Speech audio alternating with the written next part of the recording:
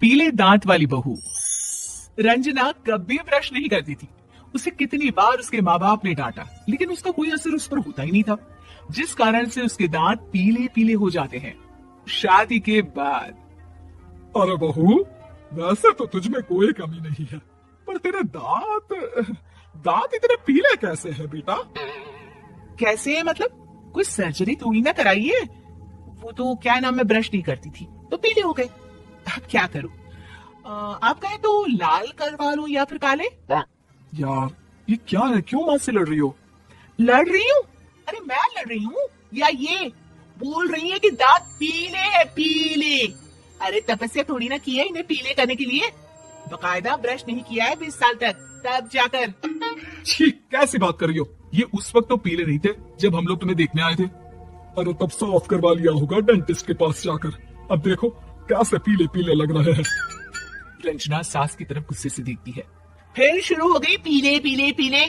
अरे पीले तो तब भी थे जब मेरे हाथ का रसगुल्ला उड़ा उड़ा कर खा रही थी और बोल रही थी, लड़की नहीं गुणों का खजाना दे रहे भाई साहब आप।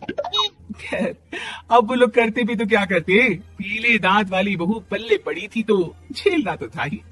एक दिन कीर्तन में रंजना गाना गा रही थी।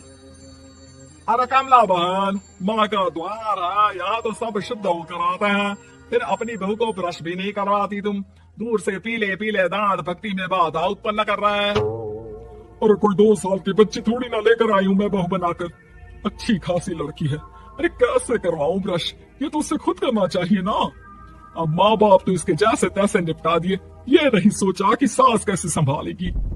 सास बहू को लेकर घर आ जाती है, लेकिन सोच लेती है कि अब इसे लेकर कहीं नहीं जाएगी।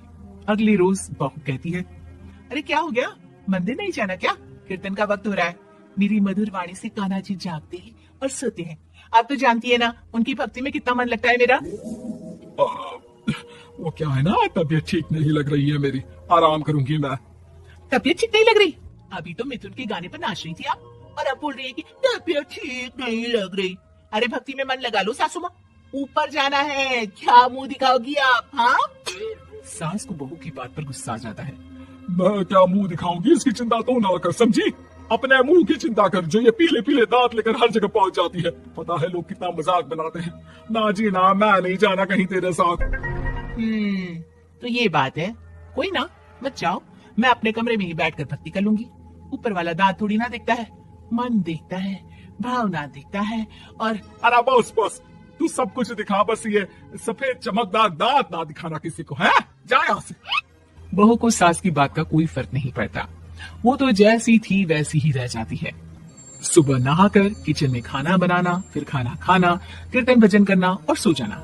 एक दिन, माँ जी मैं सहेली के घर जा रही हूँ, शाम को लेट आऊंगी। हो तो जाना, मैंने कौन सा तेरी आरती करनी है घर पर बैठकर। रंजना सहेली के घर जाती है, जहाँ वो पार्टी में जाने की तैयारी कर रही होती है। अरे शिखा, कहाँ जाने की तैयारी कर रही है? मैं गलत वक्त पर आ गई क्या?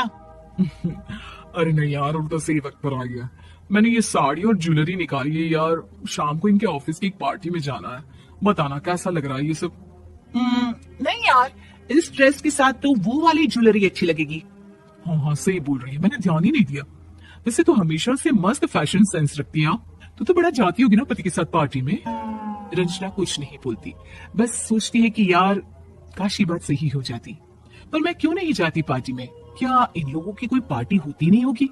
रंजना घर आती है और रात में पति से सवाल करती है, एक बात बताइए, आप मुझे किसी पार्टी में क्यों नहीं ले जाते? क्या आपके यहाँ ऑफिस में पार्टी नहीं होती? पति बेचारा क्या कहता कि दांत पीले हैं तुम्हारे इसलिए। अरे कोई पार्टी होती नहीं हम लोगों के ऑफिस में, तो कहाँ से लेकर जाऊं? और मार्केट, मॉल, कहीं वीकेंड घूमना, कहीं तो। अरे यार सारे हफ्ते में एक छुट्टी मिलती है, तो सोचता हूँ कि आराम ही कर लूं। क्यों? रंजना मन मार के रह जाती है। पहले कभी सास के साथ मंदिर जाया करती थी, लेकिन वो भी सास ने ले जाना बंद कर दिया। घर बैठी बैठी रंजना बोर हो जाती है। तभी उससे आइडिया आता है और वो बाइक के जाने का सोचती है। सासू माँ, 2 दिनों के लिए मम्मी के घर जा रही हूँ। अच्छा ठीक है, आराम से जा। और हाँ, माँ से कुछ अच्छी आदत सीख कर आना कि कैसे शरीर के हर भाग की तरह दांतों की सफाई भी जरूरी होती है, समझी?